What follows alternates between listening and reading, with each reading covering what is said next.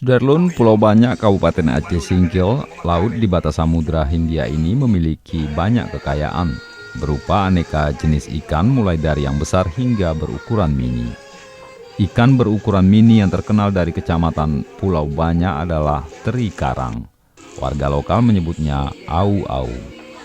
Teri karang sebesar pangkal lidi tersebut diolah dengan cara direbus, lalu dijemur sebelum dikirim untuk memenuhi permintaan dari Sibolga, Sumatera Utara. Juragan au-au yang cukup terkenal di Pulau Banyak adalah Kepala Desa Pulau Bagu, Hardi. Sibolga setelah direbus, untuk sementara pasaran mengikut bagaimana jenis ikan-ikan ini yang masuk ke Sibolga. Untuk yang jenis ini ke Sibolga kita bisa jual sampai 55.000 per kilo. Sudah kering gitu ya? Yang sudah kering, setelah direbus kita keringkan. Ini prosesnya masih ada lagi penjemuran, masukkan ke kardus atau karton, lalu kita packing dan kirim langsung ke Sibolga via laut.